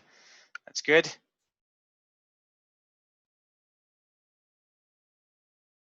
Yeah, that's how I would do it, Connor. That's what I just did, right? Yeah.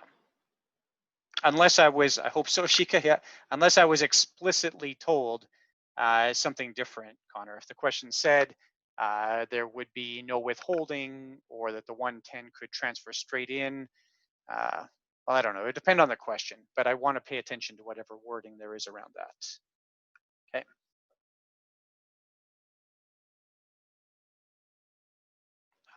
Sorry, Richard, I don't.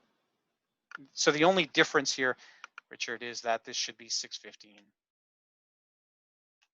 right? So everything else is correct, but this one should be 615. Is that what you're asking for? You're on private chat, Richard. Sorry, you don't throw yourself on public chat. It's helpful for everybody. Okay. All right, that's good.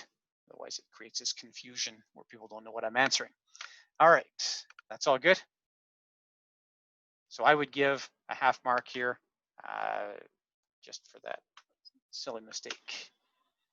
Okay, and that happens to all of us. We all make these silly mistakes. We want to avoid them as much as possible. Unfortunately, it is very hard to notice that they have happened. I wish that I had some bulletproof way to stop them from happening. I don't. Okay.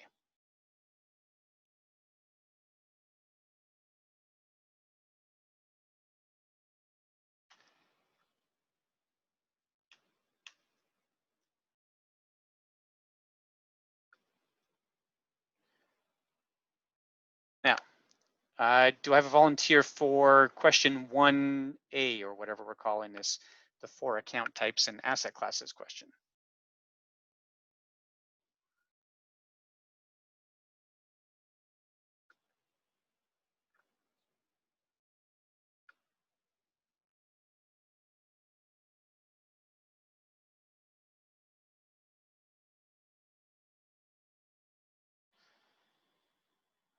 Yeah, Brad, sorry, Brad, you were queued up. Go ahead, Brad. We'll get you in a minute, Trevor, or after coffee probably.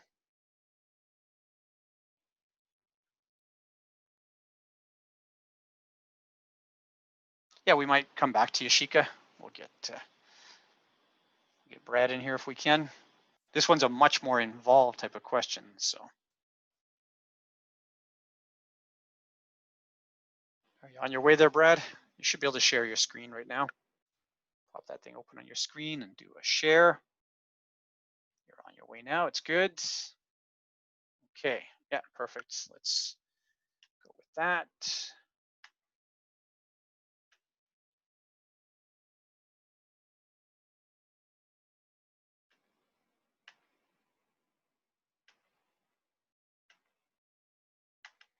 Okay, so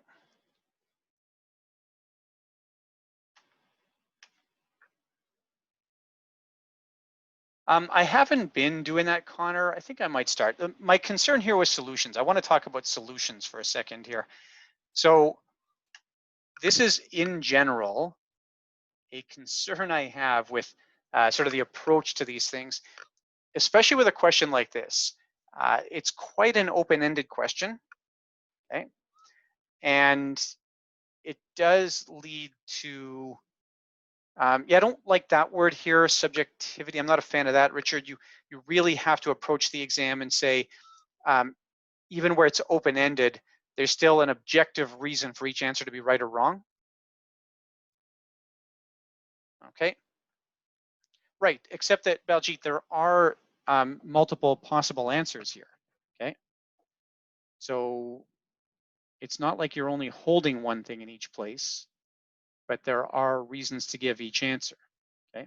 Now, because you have to sort of eliminate that, it becomes an exercise in prioritization. All right, now, Richard, I'm curious about, I don't know what we find subjective here. Let's have a look here anyways. All right, so now this is a question that has a little bit more of an involved answer. So are we collection, analysis, or recommendation here?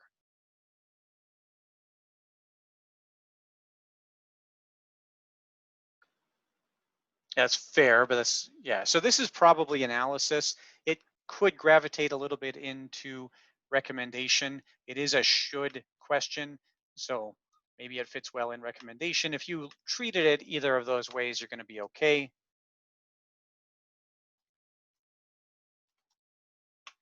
Okay, I would suggest it sort of skirts the line between the two, which is just fine. That's okay. Now I know that what I need to do is identify which, and all I have to do with the question is an easy fix is just eliminate the 4 there and I'll be okay, right? All right.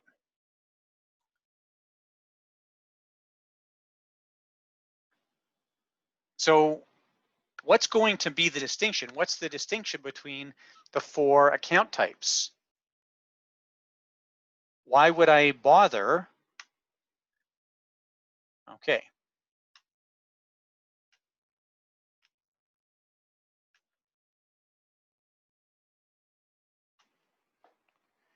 So it's that tax distinction, right?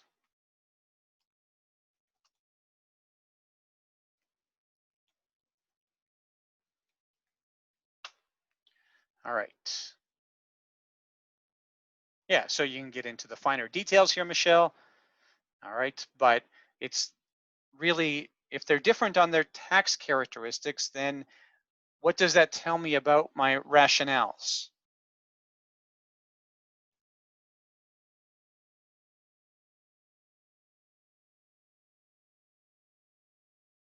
And not only that, Brad, but then the rationale should point to, yeah, what we sometimes call asset location or tax location. Shiko, we should be talking about the tax handling of each asset. Now, maybe you find a non-tax answer, but I would suggest your sort of low-hanging fruit here is to refer to a tax answer.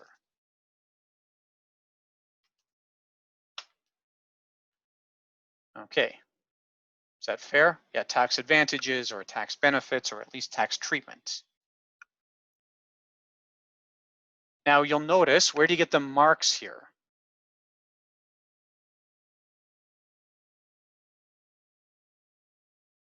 Yeah, there's no marks for the first answer. The asset class is not relevant, Sean. All your marks are on rationale.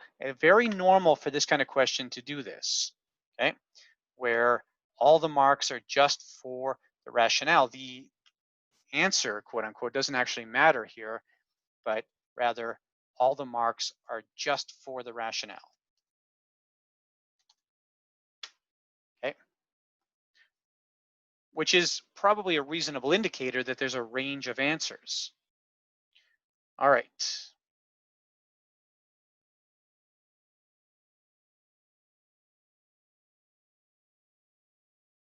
Yeah, now I have a recommended approach that I'll come back to in a minute. It is not an easy question, Brad. This type of thing, I'm not suggesting you're going to see exactly this template, okay? But there's a legitimate skill to this kind of thing where when you get to the exam, you're going to have some questions like this where figuring out what the template is expecting you to do is going to make it easier to answer the question, okay? And I think part of that is just doing what I suggested a minute ago. I say, well, really, why would I bother answering this question? So in real life, why does this matter? Okay, and part of that is that each of these accounts has different tax characteristics. Okay.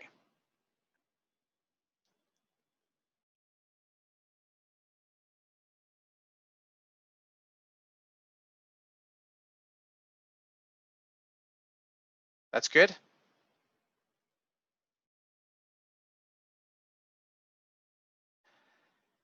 Yeah, I can see that happening, Michelle. I'll talk about how I would answer this in a moment.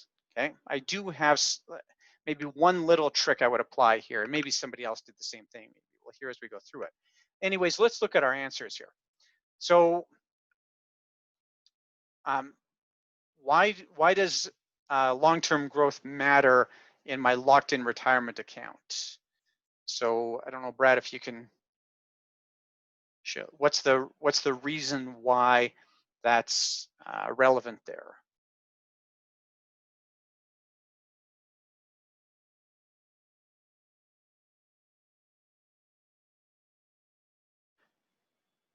Okay.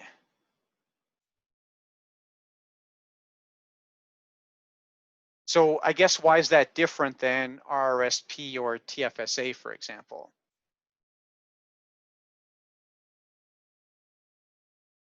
Okay, hang on to that thought, Trace. That's really a whole different approach to the question. Let's come back to that.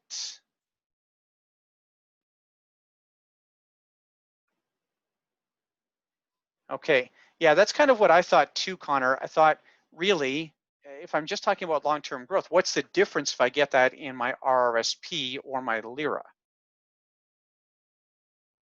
Okay, we'll come back to other answers in a few minutes, Kevin. I want to just work through the answers that we have on the board here. It gets too confusing if we try to address a bunch of other answers.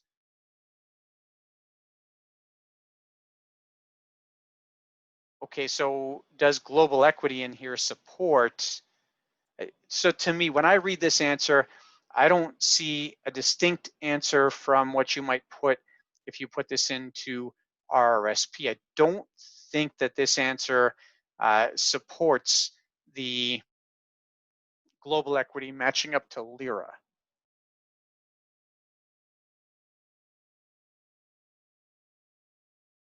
Okay.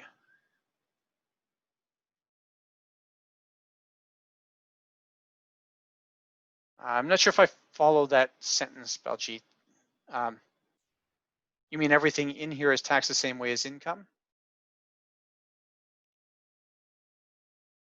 Everything here is taxed the same way. Don't say as income, just say taxed the same way, okay? Because it's not taxed the same way as income. It's just all taxed the same way, right? Okay, so I don't think I would give a mark for this. Now, maybe I'm not looking at it right, but that's my instinct here. All right, so then RRSP US equity. So here, this is a very tax-oriented answer. Brad, is that a fair comment? Okay. Is this a true statement? Is this accurate? Do we agree with Brad's technical outcome here? Yeah, you could make this slightly more accurate by saying dividends paid on US stocks, but fundamentally, this shows that Brad does know the answer to the question and understands this answer. So here, I think this is a good job of tying this into taxes. Okay, this is a good tax relevant answer. Okay, yeah, again, I want to leave Shika other possible answers until we're all done here. Okay, we'll just work through Brad's set of answers.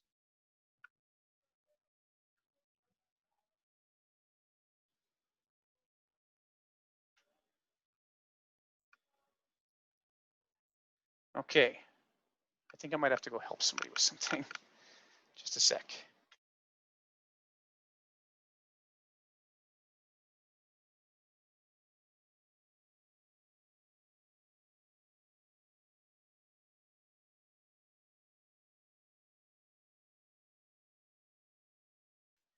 I have somebody that needs help with something. It's a real problem, actually. So can you just give me one, sorry, we'll take our coffee break right here. Okay, I've got 3 minutes, sorry, 2 minutes too. It's a good time for coffee anyways. We'll come back, sorry to stop off midway through. So we've got 2 minutes too. We'll take a 15-minute break and we'll resume at 13 minutes past. Okay, thanks. I'll see you back then.